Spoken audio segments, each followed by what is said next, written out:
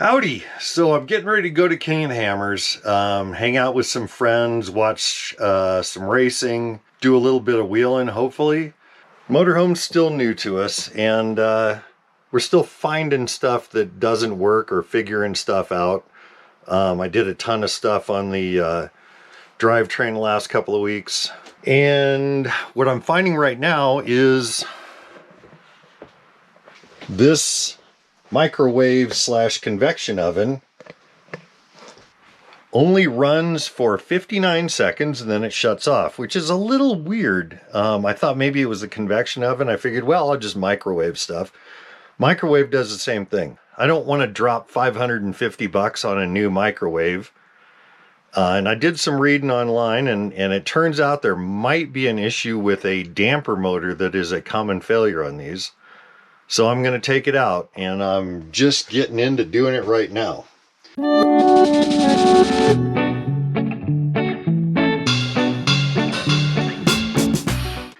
It's a Sharp R1874.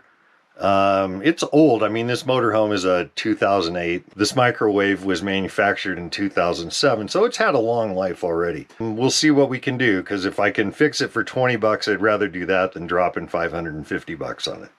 The two main screws that hold it in are diagonally, they're like a foot long, that go up into the back. So I'm going to take these out and get to those, but before I do that, there's two screws that hold this upper bezel on. Nope, that ain't gonna help. So push down a little bit, and then this will kind of pull forward and lift out. And then these two screws under here come down.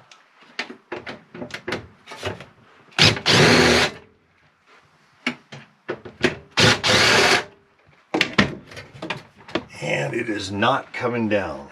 So obviously I've unplugged it up here. The plug comes through the back there. I'm looking in here, and I don't know if you can see that, but it looks like there's a bolt coming down through the top. And I'll bet you there's one over here, even though I can't see it behind this whatever baffle I got in there. And if we're looking up here, this looks like a hollow shelf. I'm gonna have to pull this top piece of wood off so I can get underneath and get to those screws. But in the meantime, I'm gonna put these guys back in to hold it.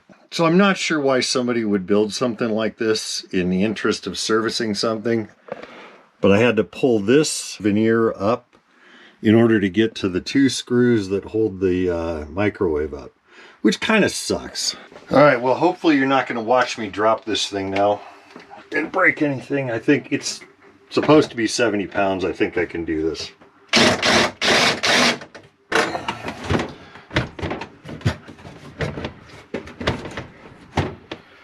Oh, awesome. That thing's keeping it from coming down far enough to do this. Again, not much thought of servicing on this. Thanks a lot, guys. So we couldn't take the microwave out before we went to King of the Hammers, so I put it all back together, went to the King of the Hammers. Fortunately, all the cooking was on grills and nothing had to be really cooked in here except for coffee. Here's the problem. Holiday Rambler put this tile in after they installed the microwave. And the microwave needs to be able to drop down further than that tile will allow it in order to remove the microwave. So I have to take that tile out. And my thought for Holiday Rambler is, may the fleas of 1,000 camels infest your armpits. Also, I got to review the video I shot before this and realized I needed to trim my mustache and my nose hairs. Fortunately, this isn't a beauty contest. I put some tape up here to kind of protect the wall, cutting the caulk that's going around the edges. And I'm using this kind of spatula sort of thing to get behind the tile and loosen up the glue. And I need something that's longer than this, because I feel like I'm going to break that tile if I keep prying. So I found this piece of metal that I think will get me most of the way there if I cut it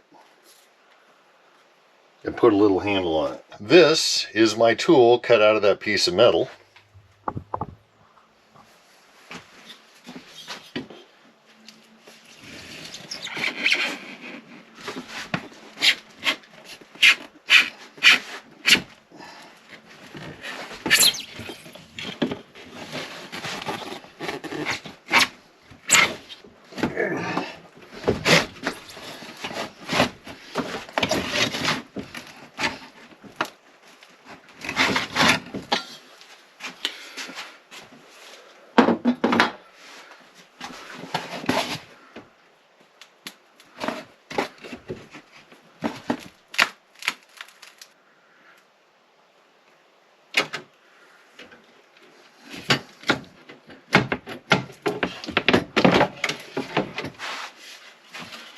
Alright, now I need to find out what that adhesive is. Now we'll try and catch the microwave on that egg crate.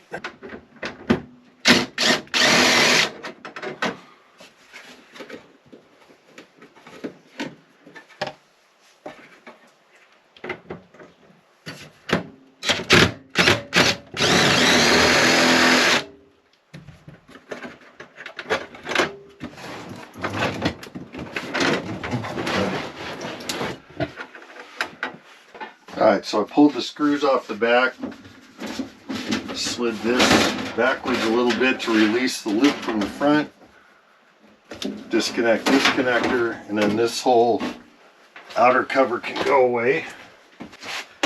Open up this side cover.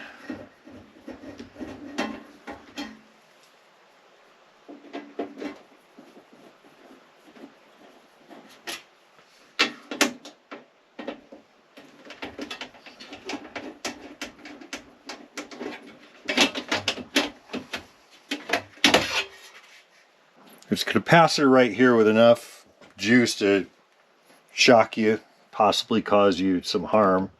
So we are going to short it with a rubber handled screwdriver. Make sure that there is no juice left in it. So I removed all the screws off the back panel, even though the instructions I was reading said not to do so. There's nothing that's going to fall in and you won't be able to reattach. But what I have to do is I have to get that screw out, and then the motor rotates. Basically, we need to get to this switch and this motor, take them out, test them both, and replace if necessary. So I'm going to take that screw out, and then the motor is supposed to rotate and come out. So just to be clear, when you pull this motor, what you're going to do is remove that screw, and then you rotate the motor a little bit. And there's a, I don't know, I wouldn't call it a pulley up here, but I don't know what else to call it, so we'll call it a pulley.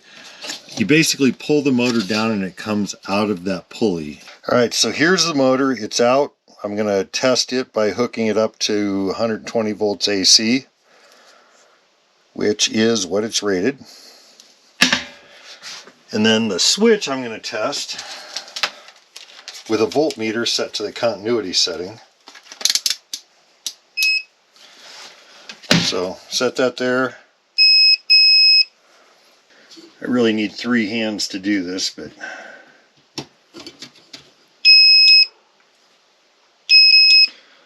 so I connect one lead to each connection on the switch, depress it.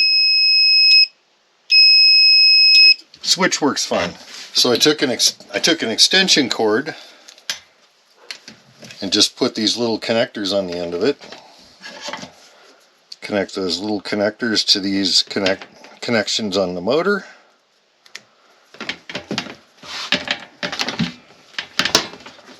Plug it into the wall.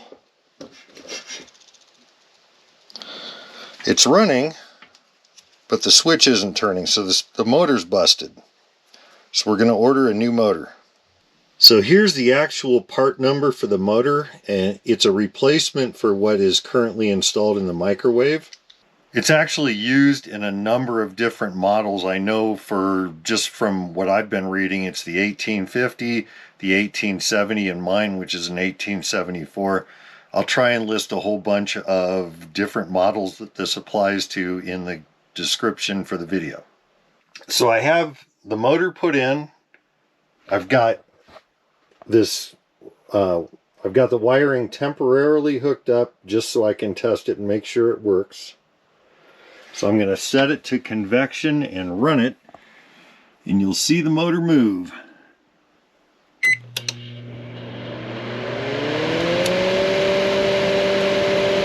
Beautiful.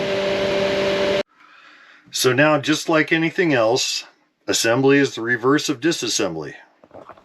They left no clearance for the plug. This is not going to be easy. I'm going to give myself a little bit of room.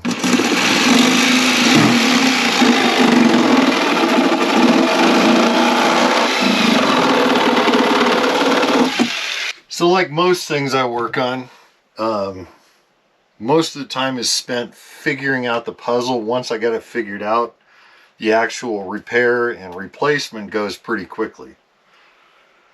So, pull the power cord through the hole.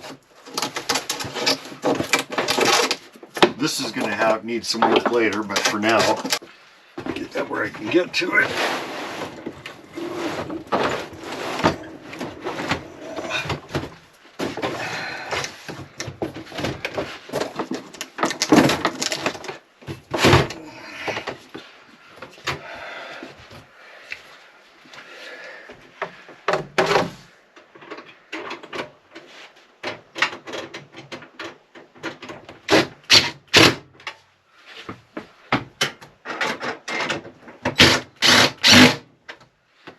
Beautiful. So now I just got to get the two screws put in down from the top to kind of stabilize this. Put the grill back on. All right, well, we're done. It cost me about 25 bucks to fix the microwave in a couple hours of my time. The only things I have left to do are, this is just sitting here, but I got to fasten that down with some sort of adhesive. I'm thinking double-sided tape. And I need to fasten this back down, but for the moment it's just sitting there. It'll do just fine.